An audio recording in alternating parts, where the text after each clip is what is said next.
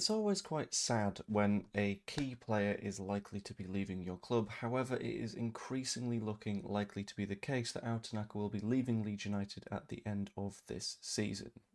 So far this season, he's got himself 14 appearances, 639 minutes, and it increasingly feels like he's not part of the plans. And you could say that, sure, he might become a little bit of a squad rotation player, but everything seems to be sort of stacking up in the direction of potentially leaving. So, in this video, I'm going to sort of dive through what all of those reasons are, the various scenarios in which case he might stay, he might leave, and ultimately what this means for Leeds going forwards. Yes, I'm in a goalkeeper kit. I just finished 7-a-side a little bit earlier. Also, I might sound a little bit ill because I still am, but it's fine. We'll move past it. Anyway, back to the main bit of story. So, as I mentioned, Ao Tanaka is increasingly looking like he's not necessarily a part of Leeds United's plans. In the match against Brentford immediately before the international break, he came on for a little bit, didn't have a huge influence or impact on the game, and to be honest, still sort of acted as you would expect the majority of midfielders to do so, receiving the ball, fairly simply recycling it, occasionally having a little bit of a pop-on goal from 20 yards out, but not really being that much of a transformative threat to the game. And that is what I think is the fundamental difference here.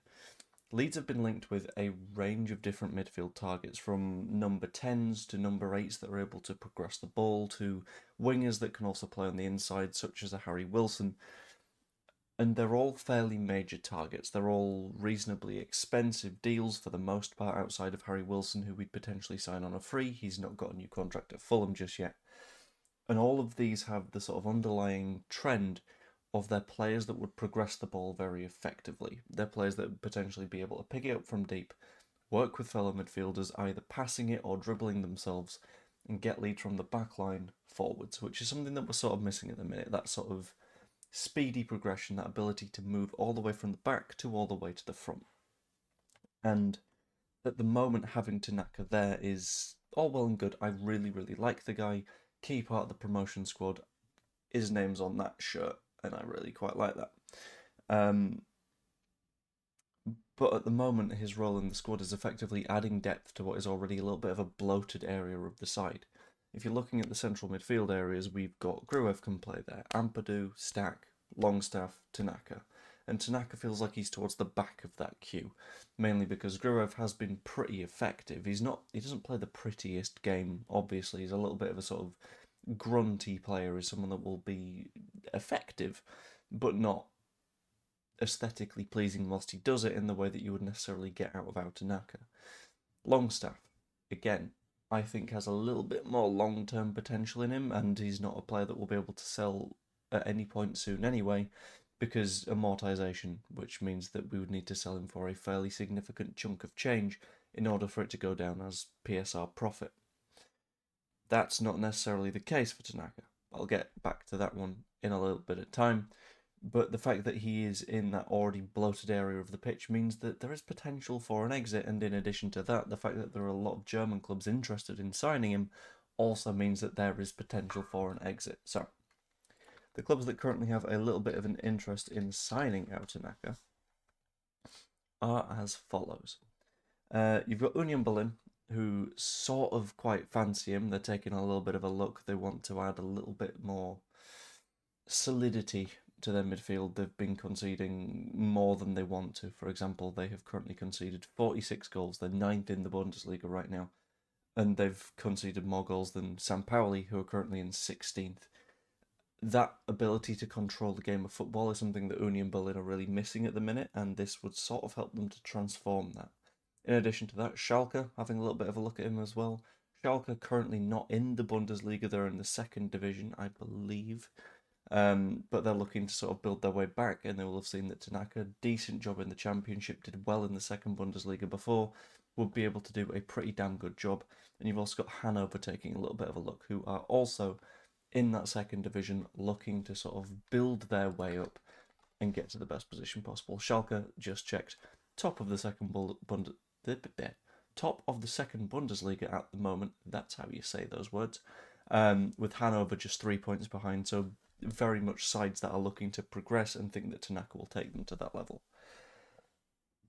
If you are looking at Tanaka right now, And the fact that we paid 2 and a bit million quid for him when we signed him, we would only have something like £1 million of PSR payment left to do on him. So anything beyond that £1 million would be profit. Ao Tanaka right now is worth a hell of a lot more than that. Like, there's arguments for 15 to 20 million quid that could reasonably be made, like maybe a bit lower than that considering the fact he's not really played that much this season. But that's a hell of a lot of PSR money to be made. And if you say, for example, we make 10 million quid in profit on PSR, that's where we get a massive increase in the budget by amortising the next payment. That's where we look at potentially signing. People have been mentioning Hayden Hackney, for example. If we end up signing him for 30 million quid, that's over a 4-year contract, £7.5 million a year, which is covered by that Ao Tanaka money, which is absolutely essential. Ultimately, I think we're in a bit of a weird situation with Ao Tanaka where his potential future at the club depends on where we are next season, but maybe not in the way that he might want. So, for example, if we get relegated to the Championship, we know that he is a very, very firm hand that we can rely on in that division. Therefore, I think if we're relegated to the Championship, there's a bigger chance of keeping him. He'll be someone who will play week in, week out and be a fundamental part of that squad because he knows that division. He's reasonably at the pace of it, where he's looked a little bit slow for the Premier League and ultimately will be a very, very strong asset down there if he sticks around if we get relegated. I don't believe that will be the case, though. I believe we stay in the Premier League, and I believe that if we stay in the Premier League, his fate is ultimately not at Leeds United. I think in that instance, his fate is going to be somewhere in Germany, where a club will pay a fairly substantial wad of cash to get someone that they know is a very reliable player, is very good at what he does. He's just not up to the pace and the physicality of the Premier League at the minute, which is not a bad thing in the slightest. I'm just going to make that 1,000% clear. That's going to happen to some players. He's been a very, very loyal servant to the club, and I've got nothing against Ao Tanaka in the slightest. But I think, as much as people have repeatedly said to me on my videos that you need to sort of ditch the sentimentality from time to time, I'm going to lean into that for once and say that this season we've seen a hell of a lot of times that one of the things that we are missing is a midfielder that is able to take the ball from the back to the front quickly and efficiently and cause significant problems for opposing defenders. I don't believe Ao Tanaka is that, and I believe a sale of Ao Tanaka opens the door to that, which is something that we should probably do. Because if you look at the other players that are potentially leaving, Piru, sure, he's probably leaving anyway, but that's not what this video is about. But people keep saying Strauch consistently starts, plays very often for us, will probably be saying. People will often say Nonto. Those are the same people that say we need to use wingers more often. I think Tanaka is one of the players that looks like he's most likely to be on the way out, and it makes me a little bit sad to say, but it's also the one that makes the most sense at the moment. But that is only my opinion. Let me know what your opinion is down in the comments below. That'd be massively appreciated. And also like and subscribe and all that fun stuff. I'm going to go to bed now because it looks like the baby is being very chill, and that means that I can get a little bit of sleep. Anyway, hope you all enjoyed, and I will see you later. Toodaloo. Oh, great.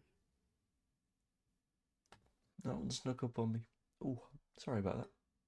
Ta-ra.